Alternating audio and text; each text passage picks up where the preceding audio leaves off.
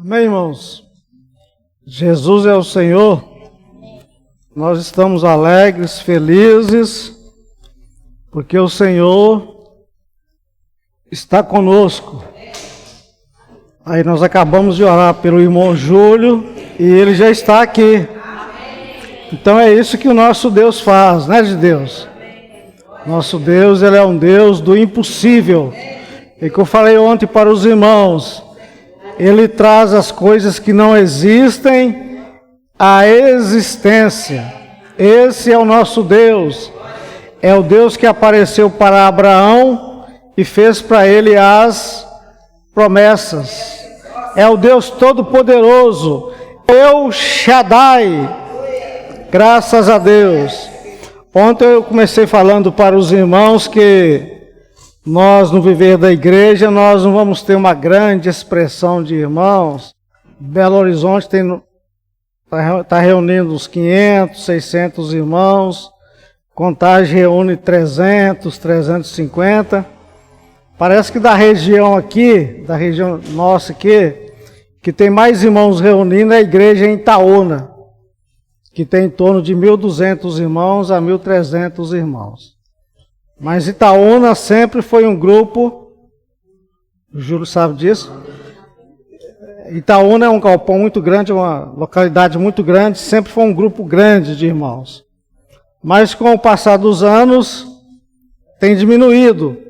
Por que acontece na vida da igreja? É que eu disse para vocês ontem, muitos irmãos chegam até a vida da igreja, eles acham a palavra muito boa, o relacionamento, a recepção boa, e realmente é boa mesmo. E isso nós só encontramos no viver da igreja. Mas, às vezes, pode ser que o coração não seja um coração puro. Às vezes tem ainda ambição por posição, por título, por posição.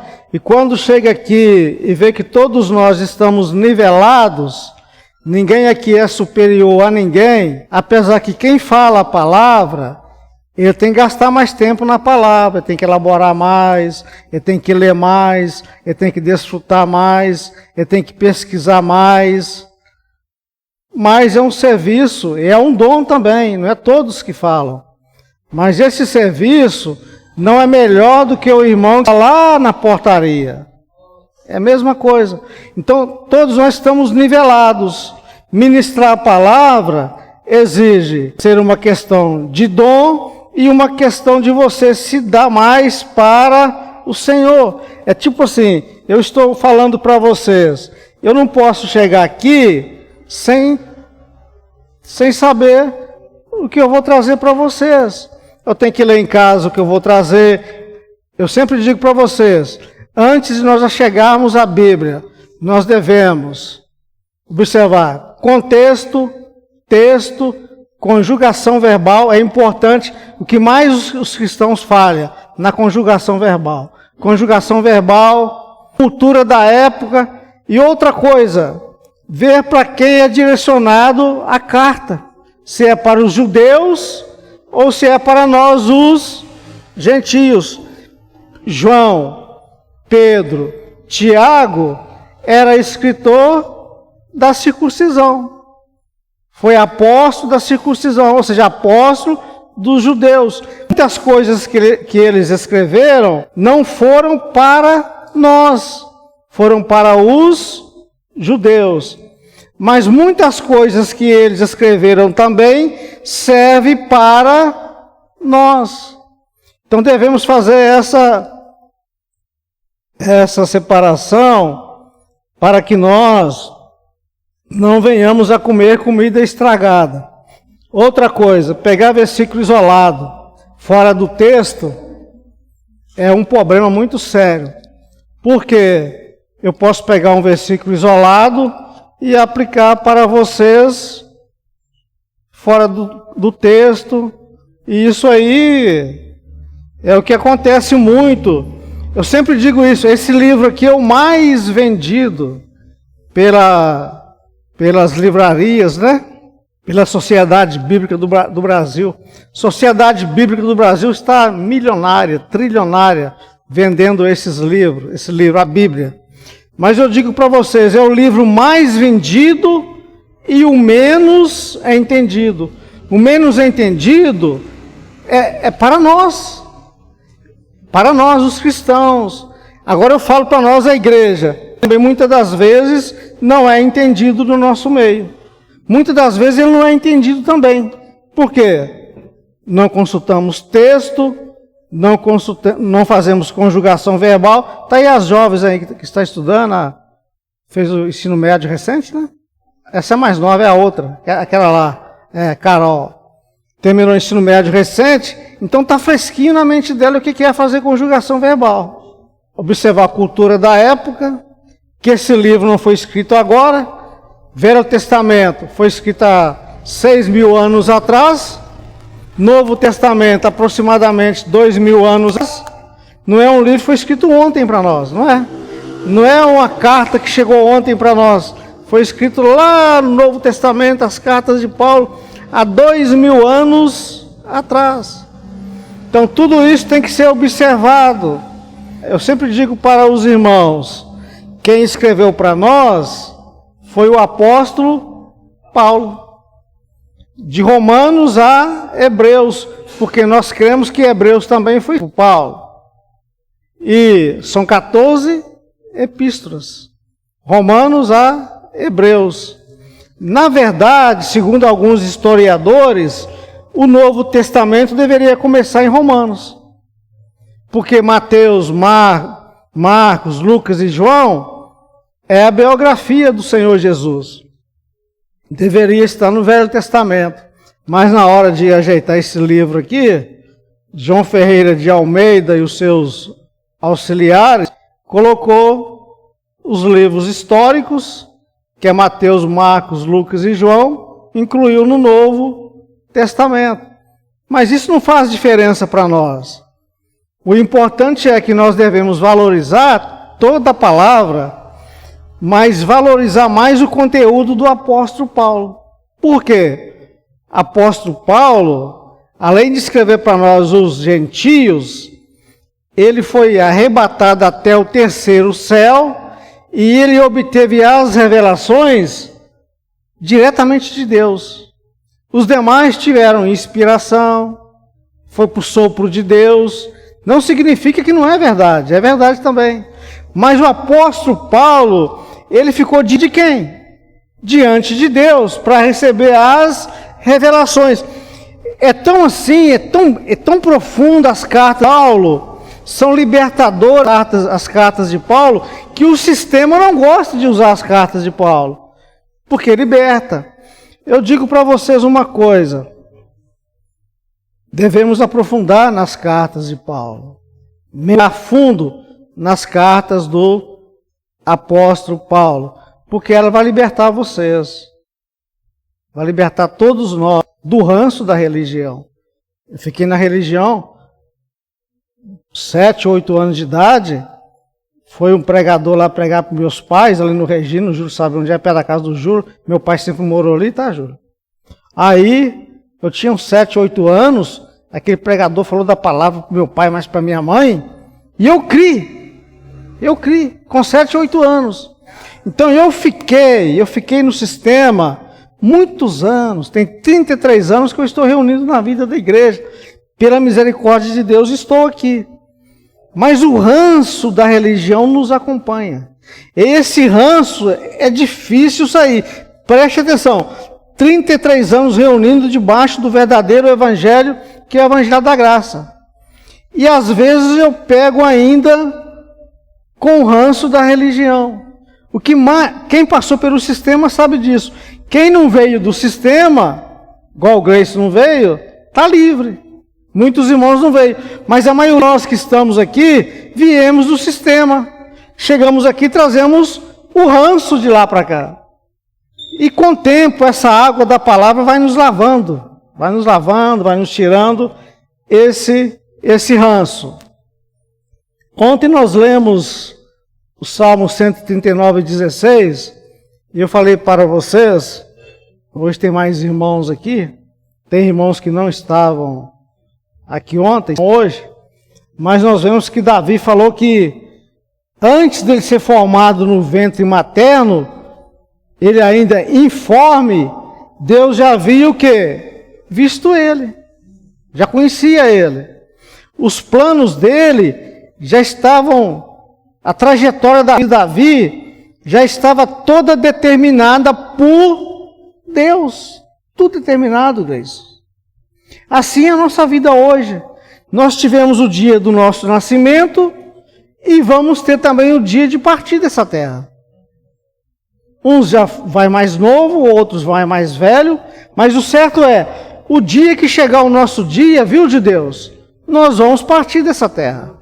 Está determinado o dia e a hora. Você teve o dia e a hora do seu nascimento. Até o nome que a sua mãe ia dar a você, Deus já sabia. Deus já sabia o nome que ela ia dar. Sabe por quê? Isso tem um nome que a nossa mente não consegue entender. Chama-se onisciência de Deus, Delma. Deus sabe todas as coisas. Ele sabe o motivo que nós nascemos nesta geração. E por que nós estamos aqui à noite, ele sabe também. E é interessante, o dia da nossa vida, o término da nossa vida está descrito. Um dia vai chegar o término. Não sei a hora, ninguém sabe, mas vai chegar. O importante hoje é que nós só temos essa vida na carne. Deus deu para nós essa vida na carne. Essa vida na carne é para nós viver ela intensamente. Intensamente dentro de um equilíbrio espiritual. Eu digo o seguinte, devemos servir mais o Senhor, pregar mais o Evangelho, praticar casa adolescente, praticar comportagem, praticar vem e vê, usar essas ferramentas para trazer mais irmãos para o nosso meio. Esse é o viver que Deus deu para nós nesta geração e neste momento. Nós estamos aqui com uma missão. Nós somos embaixadores e embaixatriz de Cristo. Sobre os nossos ombros, uma responsabilidade. Qual que é essa responsabilidade? Pregar o Evangelho. Expressar o Senhor. Ontem eu falei para vocês, o apóstolo Paulo falou que nós temos que espalhar o bom perfume de Cristo. Essa fragrância desse bom perfume do Evangelho tem que ser espalhada, viu, irmãos? Tem que ser espalhada. Nós não sabemos quem são os eleitos, mas eles estão por aí. Quando você prega o Evangelho para um eleito, as palavras que você fala para ele, fica gravado nele. Fica gravado nele. Aquilo corta o coração dele. Quando você fala do Evangelho para quem não é eleito, ele não está nem aí. Ele zomba da sua cara, ele ri de você, ele faz chacota de você. Mas quando você fala para quem é eleito, escolhido por Deus, ele recebe. Ele recebe. E aquilo fica guardado dentro dele. Olha, aquela moça falou isso para mim, nossa. Ela falou isso, falou aquilo, fica dentro dele. Ele lê uma literatura, aquilo toca no coração dele. Mas aquele que não é, ele joga fora, coloca no lixo. Mas nós não sabemos quem são os eleitos. Precisamos pregar para todas as pessoas. Não é isso? Essa é a nossa missão. E outra coisa, servir na igreja, reunir. Todos vocês são importantes. Quando falta um irmão aqui, que falta faz? Faz muita falta. Faz muita falta. Porque um precisa do outro, irmão. Irmãos, um precisa do outro. Para aquecer as reuniões, precisa dos jovens, dos adolescentes, dessas irmãs aqui, que estão servindo o serviço de música. Eu até falo, essas irmãs estão aqui, elas estão no melhor lugar, que é a vida da igreja. Aqui tem tudo para vocês. O mundo oferece um monte de coisa, um monte de atração. Eu já fui jovem, já fui adolescente, eu sei disso. Tem muita coisa que atrai os jovens, que atrai as nossas jovens, os nossos jovens. E muitos deles saídos e chega lá, acha que está tudo maravilha lá. Quando eles percebem, eles caíram numa armadilha. Já estão bebendo, já estão fumando e até usando Drogas. Então, essa é a armadilha que existe aí. Essa atração que nós vemos, né? Mas, quando você está reunido juntamente dos irmãos, os jovens, adolescentes, estão sendo guardados e protegidos. Mesmo que não esteja entendendo muita coisa. Porque às vezes o nosso falar aqui é muito elevado e não alcança os nossos adolescentes, não alcança os nossos jovens. Nós estamos falando de Abraão há quanto tempo? Uns 2 meses, não tem? 2 meses falando de Abraão. É uma história muito linda e é uma história que serve de exemplo para nós, de um homem de fé, que teve a sua fé provada, testada e aprovada por Deus. Mas às vezes os nossos jovens, os nossos adolescentes não estão entendendo muito bem. Até fala, mas falar de Abraão de novo? Não vai parar de falar de Abraão, não? Entendeu? Não vai parar. Será que não vai falar mais outro falar? É só esse falar de Abraão? Mas irmãos, jovens, adolescentes, fica no nosso meio, não vai embora não. Fica aqui. Um dia vocês irão entender. Quando eu era adolescente e jovem também, eu não entendia muita coisa não. Eu ia para a famosa escola dominical, sentava lá, não entendia bolufas nenhuma que estava falando com 8 anos.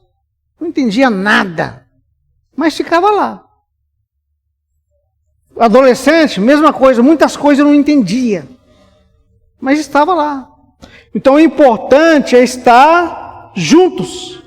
É por isso que muitos jovens não conseguem prosseguir, porque passa a não entender muita coisa e para de reunir. Mas eu encorajo as jovens que estão aqui, as adolescentes que estão aqui, a prosseguir, a continuar firme na caminhada, servindo no serviço de música. Nós precisamos de vocês. Nós temos falado muito tempo e eu e o Gleice, os demais irmãos, nós somos devedores a elas, né, Gleice? De uma casa de adolescentes. Mas nós estamos esperando o irmão Edmar de Contagem. Vocês conhecem o Edmar? Edmar, ele que mexe com esse tipo de serviço. Ele falou que vai trazer um grupo de jovens para Ibirité, num sábado ou num domingo, não sei, para fazer uma casa de adolescentes aqui. E nós estamos esperando. Mas isso não impede também de nós termos a nossa casa de adolescentes aqui, uma saída para a pregação do Evangelho. Hoje, por exemplo, o Júlio e a irmã Lia trouxe várias literaturas. Essas literaturas, eu falei para o Cristiano, coloca lá embaixo as literaturas, porque nós vamos carimbar elas, ou vamos fazer etiqueta, adesivo, colocar nelas com endereço, contato, para nós evangelizarmos. Em breve nós vamos fazer isso. Aguarde, né? É porque mês de maio tem o Congresso das Irmãs, já tem uma atividade, Congresso das Irmãs. Mas é isso aí. Então, no Salmo 139:16, falou para nós sobre a determinação de Deus. Deus é um Deus soberano. É o que eu falo para vocês. Tem o dia do nosso nascimento e tem o dia que nós vamos para estar com o Senhor. Eu quero ler com vocês Eclesiastes. Eclesiastes falou a mesma coisa que o salmista Davi falou. Eclesiastes 3, Eclesiastes capítulo 3... É difícil achar esse livro, tá, irmãos? Depois de Salmos, né? Depois de Salmos, ajudou nós aí. Aí, depois de Salmos, Provérbios, Eclesiastes, tá certo. Salmos, Provérbios, Eclesiastes. Vamos esperar todos os irmãos achar. Capítulo 3, versículo 1 e 2. Aqui o profeta falou praticamente a mesma coisa que o salmista Davi falou no Salmo 139, versículo 16, que nós lemos ontem. Todos acharam? 3, versículo 1 e 2. Vamos ler? Tudo tem o seu tempo determinado, e há tempo para todo propósito debaixo do céu. Então, irmãos, tudo tem o seu tempo determinado. Determinado por quem? Pelo Senhor, pelo Deus soberano. E há tempo para todo propósito debaixo do céu. Há um tempo para todo propósito debaixo do céu. Irmãos, nada acontece por coincidência. Nada acontece por acaso. Tudo está debaixo do propósito de Deus. Versículo 2. Há tempo de nascer e tempo de morrer. Tempo de plantar e tempo de arrancar o que se plantou. Então há tempo para tudo debaixo do céu. É uma determinação de Deus. Eu falei ontem para vocês, eu estava tendo comunhão com um irmão, ele é o síndico do meu prédio, eu estava falando isso para ele, ele falou, irmão, mas uma van cheia de irmão, desceu ladeira abaixo e todos morreram. Eu falei, e daí? Antes daquela van ser fabricada, Deus já sabia que ele ia ser fabricado. Falei para ele, chegou a hora daqueles irmãos partir, meu irmão. Chegou a hora deles partir para estar com o Senhor. Disse para ele. É porque muitas das vezes, é que eu falei, a nossa mente não consegue acompanhar a onisciência de Deus. Mas Deus sabe todas as coisas. É o que diz aqui, versículo 2. Há tempo de e tempo de morrer. Tempo de plantar e tempo de arrancar o que se plantou. Há tempo para tudo, Miro. Tudo está determinado por Deus. Eu falei ontem sobre oração também, parece que alguns irmãos ficaram assustados. Vocês podem orar, pode ficar à vontade. Pode orar de qualquer, não tem problema não. Porque senão o que eu falei ontem vai inibir alguns irmãos de orar. Eu disse o seguinte, de acordo que você vai crescendo em conhecimento, crescendo em vida, que aquele hino que nós cantamos, cresce mais em nós, Senhor, de acordo que o crescimento vai evoluindo, você vai mudando a sua maneira de até orar, de até falar com Deus. Aí eu dei um exemplo, né? Como que você vai orar para um irmão, para uma irmã que está no hospital, e você fala assim, Senhor, visita a tua serva, lá no hospital. Já pensou, de Deus? Nós não oramos assim? Oramos. Senhor, visita o teu servo lá no leito, no hospital. Irmãos, como que Deus vai visitar ele? Sendo que Deus mora nele.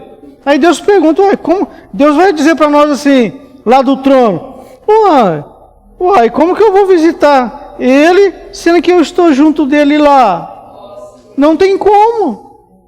Agora você orar, Senhor, fortalece a irmã, abençoa os médicos que estão cuidando da irmã, abençoa os médicos que estão cuidando do irmão, coloque os melhores médicos para cuidar dele. Aí sim é a oração que Deus vai ouvir. Vai enviar os melhores profissionais para cuidar do irmão e cuidar da irmã. Mas orar para Deus visitar a serva, eu oro por Deus, visita de Deus, lá na casa dele, Senhor, visita de Deus. Deus vai falar, eu estou lá, meu irmão.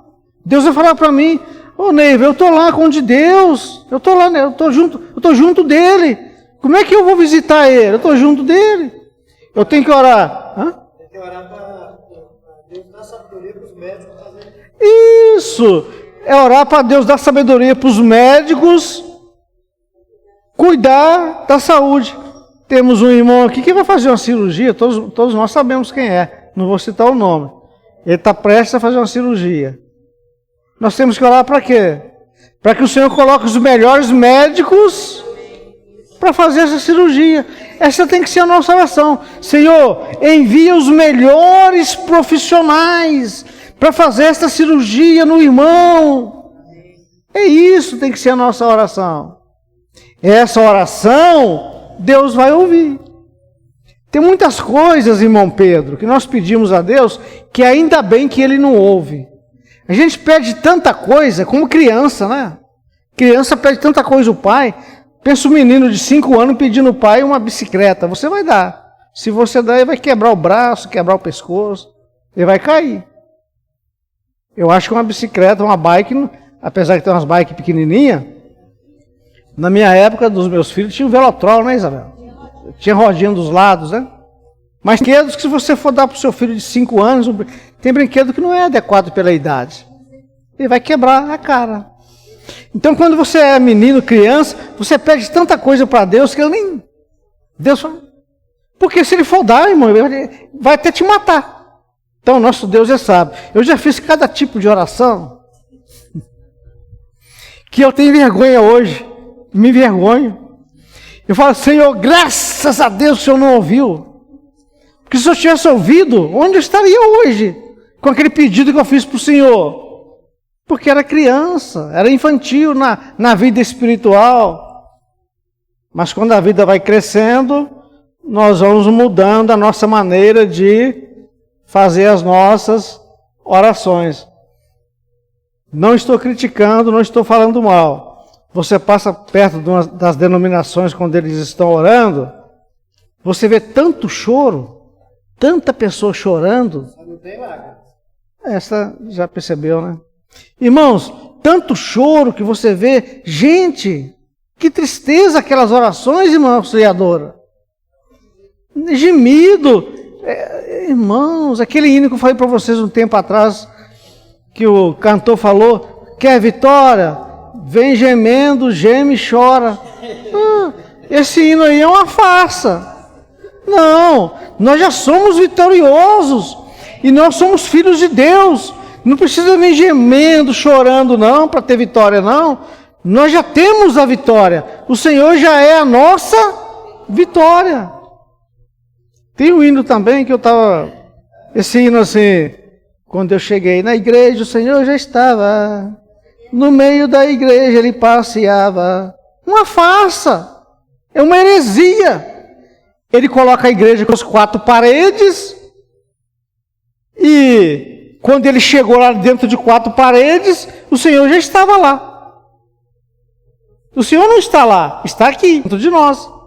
O templo hoje não é 4 paredes. O templo hoje, nós é santuários do Espírito de Deus.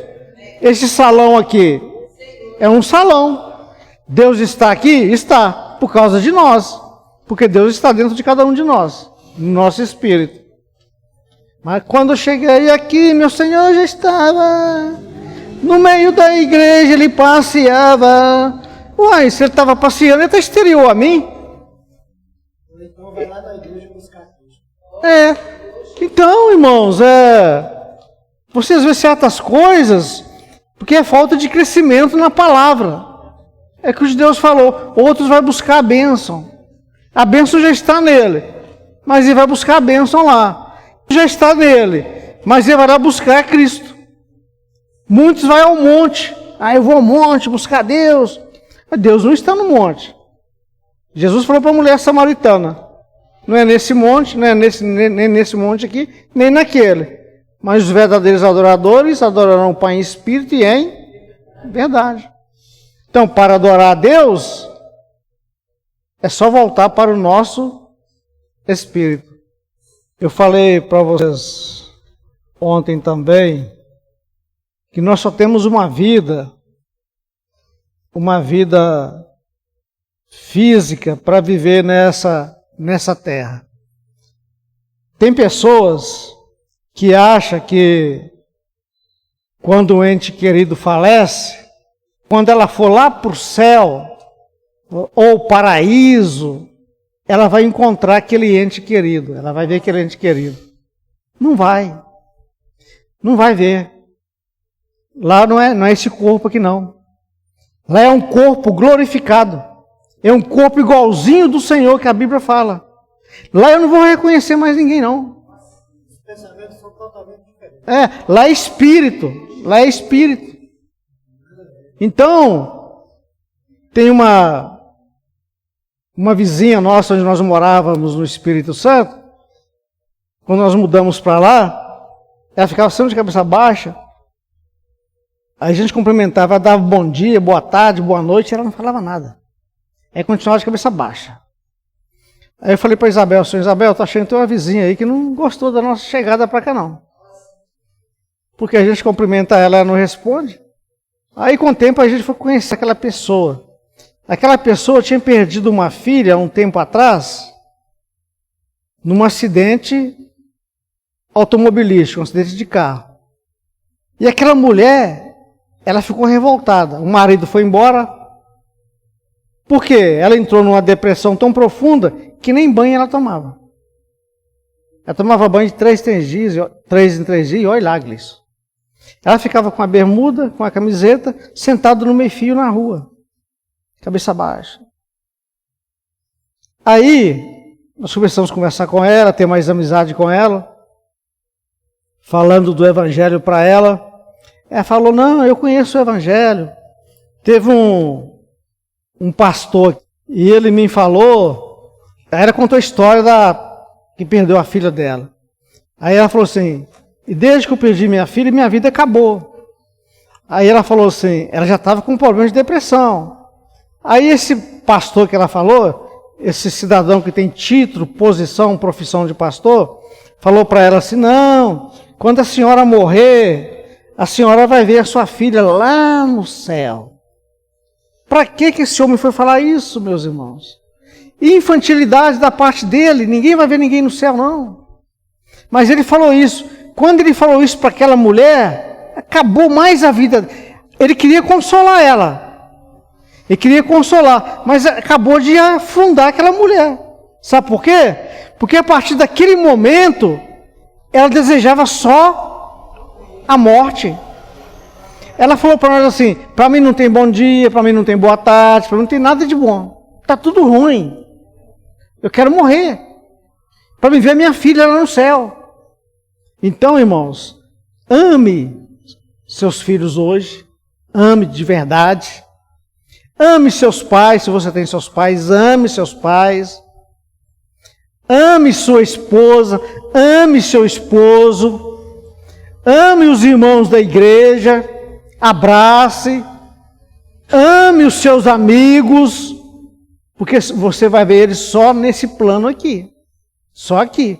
Depois que partir daqui, você nunca mais vai ver. Nunca mais. Não alimenta essa história de que você vai encontrar o seu ente querido lá no céu, no paraíso. Não tem isso. Lá é um corpo glorificado. É um corpo igualzinho ao do Senhor. É por isso que nós estamos vivendo nessa terra, nesse corpo aqui, e nós devemos valorizar mais as pessoas. Valorizar mais os nossos filhos, nossos esposos, nossas esposas, nossos parentes, nossos amigos, irmãos da igreja, porque é só para essa vida aqui. Senhor Jesus, irmãos, eu sei que não é fácil enfrentar uma situação dessa. O Júlio sabe disso tem 33 anos que eu estou reunido na igreja. Isso deve ter mais ou menos 35 anos atrás. Morava perto da casa do Júlio uma tia minha, que era minha segunda mãe. Minha segunda mãe. Júlio chegou a conhecer ela. Não sei se o Júlio lembra, Júlio? Então, o que aconteceu com essa minha tia? No dia, era irmã da minha mãe. Minha mãe hoje está com 86 anos, meu pai com 90. Essa minha tia, que é irmã da minha mãe, faleceu com 70 anos. Ela casou no dia que a minha mãe casou, as duas irmãs. Meu pai veio aqui para Belo Horizonte, eu tinha 2 anos de idade, da roça. Essa minha tia veio mais o marido dela também, que o Júlio conheceu até o marido dela também. Então sempre morou junto. Então, para nós, eu, os 3 irmãos mais velhos, essa minha tia era nossa mãe também. Então, há 35 anos atrás, ela partiu para estar com o Senhor. E eu fiz de tudo, tá, irmãos? Para ela não ir. Fiz de tudo. A Isabel trabalhava na época, eu paguei os melhores médicos, Gleison, oncologista. Só que eu levava nos médicos, eu queria ouvir do médico uma resposta positiva, que tinha solução. Mas eu ouvia, não tem jeito. Findou. Não tem solução. Partiu. Aquilo cortou meu coração. Então é fácil? Não é fácil. Mas, irmãos, ame abrace, enquanto você está junto da pessoa.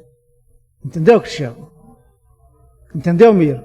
O Miro tem experiência, perdeu o filho também, ele sabe o que é isso. Uma facada no coração, não é, Miro? Toda hora vem a lembrança vem na cabeça, não vem?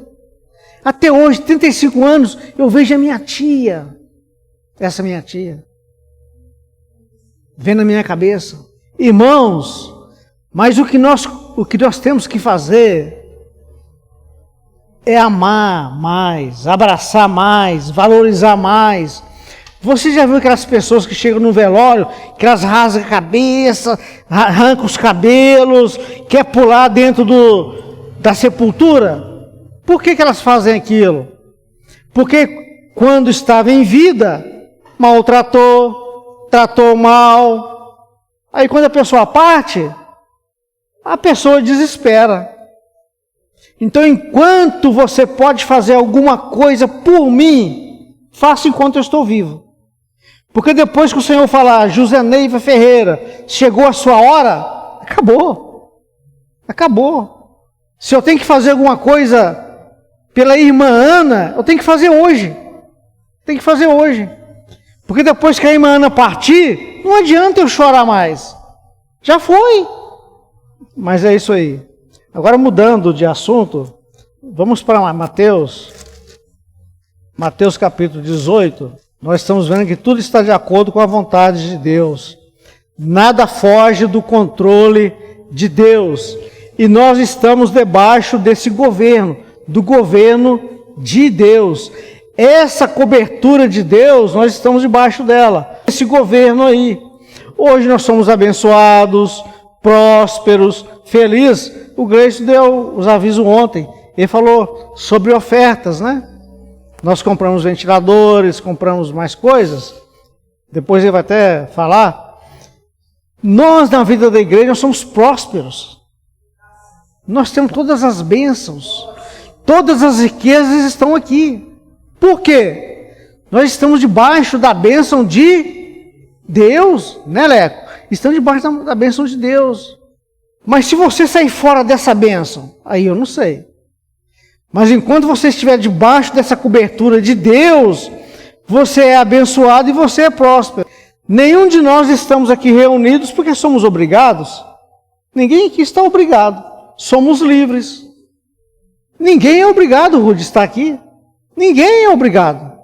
Ninguém ganha, ninguém ficar aqui. Mas nós estamos aqui por causa de quê? Da palavra e porque nós temos os irmãos que nós amamos. Nós gostamos de estar junto. Mas obrigado ninguém está aqui.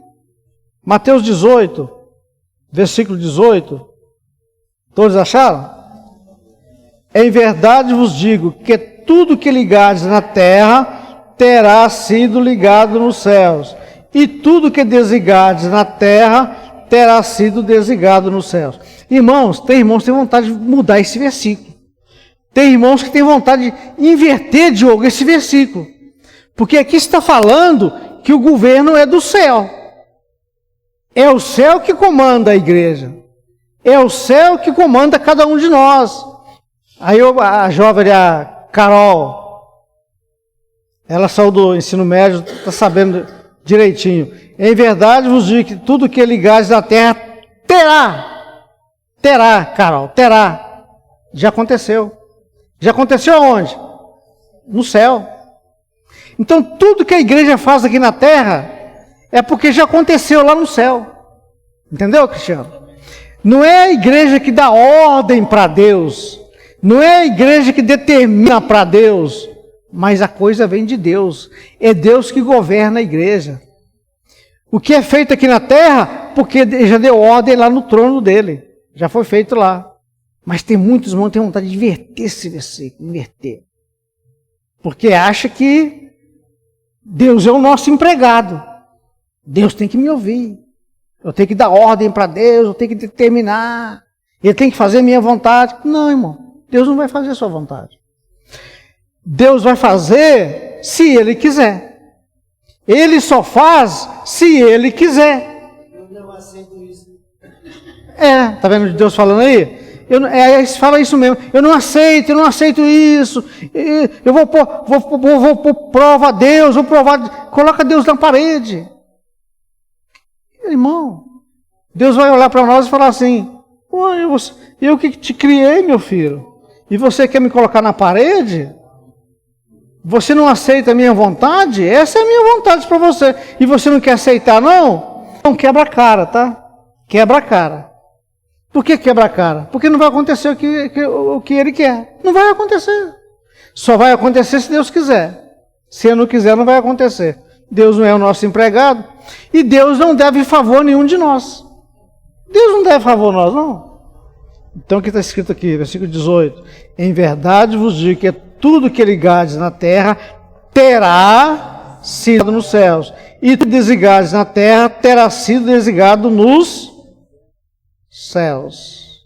Tem uma oração muito conhecida aqui, Mateus 6, versículo 10. Mateus 6, versículo 10. É a oração do Pai Nosso que o Senhor ensinou para os seus discípulos antes da cruz, antes da sua ressurreição.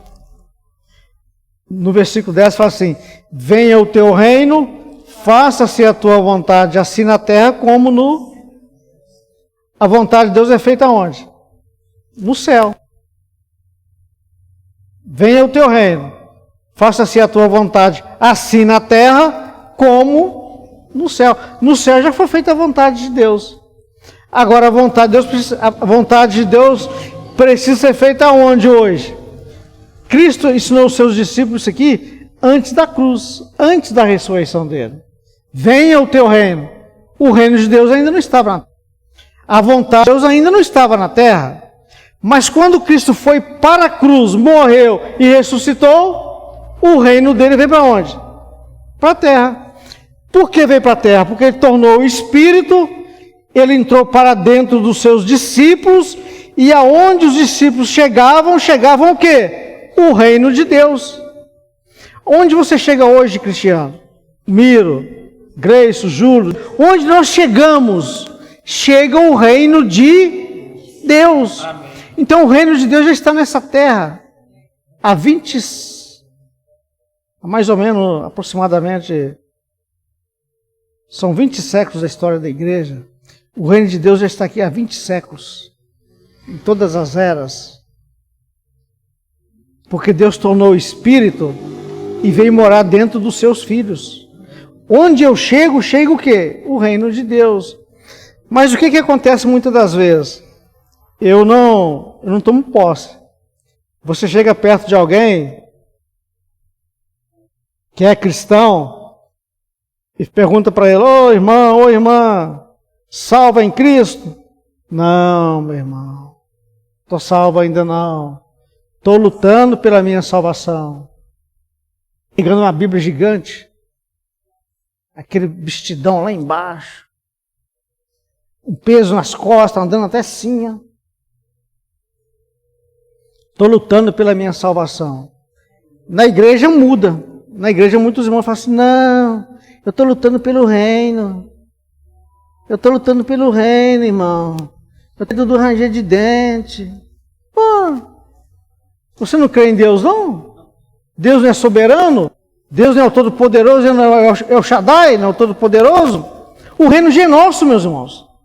O reino já é nosso. Nós não estamos lutando pelo reino, não. O reino já é nosso. Romanos 5,17. Nós estamos reinando em vida hoje. Os que tomam posse. Porque tem muitos que confessam derrota do nosso meio.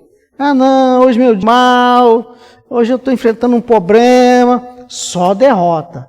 Irmãos, mesmo que, falei ontem, vou repetir, mesmo que o dia foi mal, não foi bom, mesmo que a sua saúde não está bem, mesmo que o seu emprego não vai bem, mas confessa a vitória, está tudo bem. Você sabe que não está, mas você fala, está tudo bem, Jesus é o Senhor. Pronto, acabou, você assumiu a vitória. Mas você pergunta, alguém fala assim: não, eu estou lutando ainda, eu estou com medo do ranger de dente, eu estou com medo de não reinar. Não, irmãos, é derrota. Derrota, você confessa a derrota. Temos que dizer, não, o reino é meu, o reino é nosso. Nós já estamos reinando em vida e em perfeita vitória. Romanos 5:7. Vamos erguer a cabeça, meus irmãos. Nós somos o povo mais abençoado da terra. Entendeu?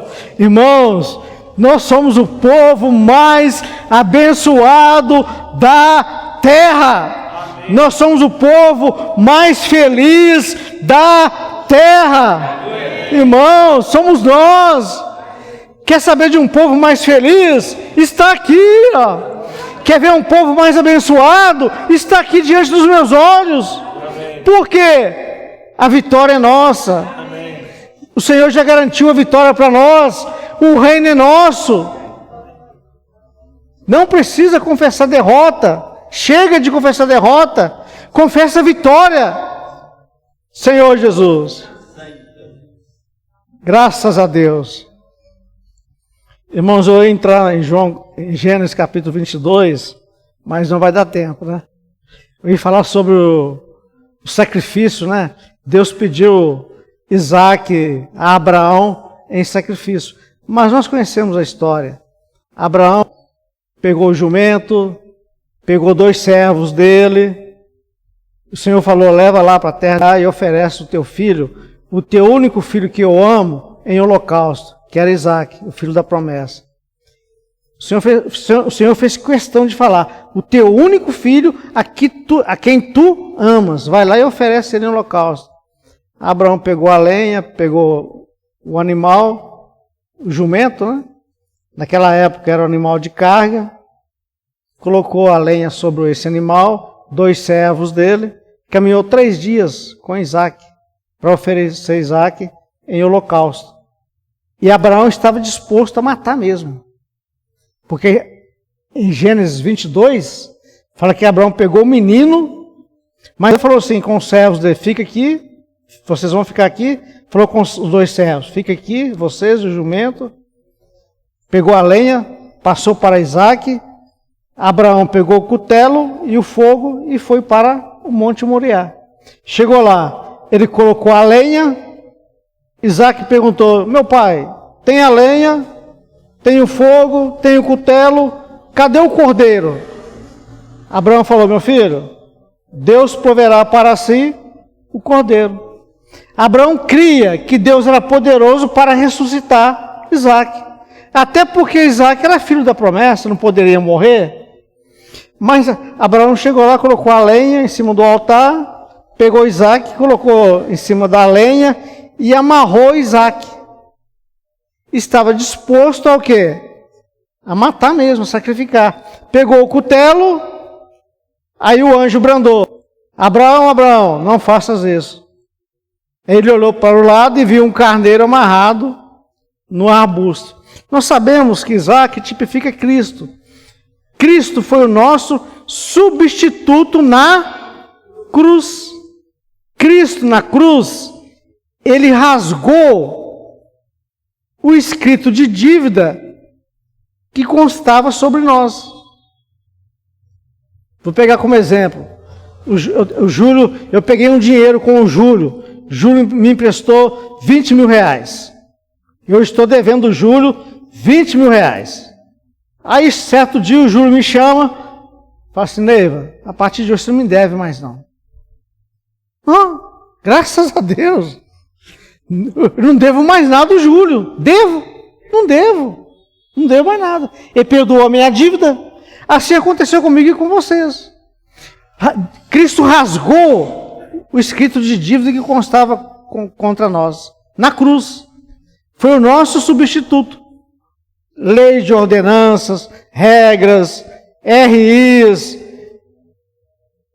Tudo isso aí caiu por terra. Estamos livres. Quando eu falo livres, libertos, João 8,32. Conhecereis a verdade e a verdade vos libertará. Quando eu falo de liberdade, não é libertinagem, que muita gente entende libertinagem. É uma liberdade controlada pelo Espírito. Essa verdade está aqui, e ela nos liberta. Conhecereis a verdade vos Liberta. Estamos livres. Cristo foi à cruz e rasgou a nossa dívida. Nós não estamos em dívida mais com Deus. Não estamos. Jesus é o Senhor.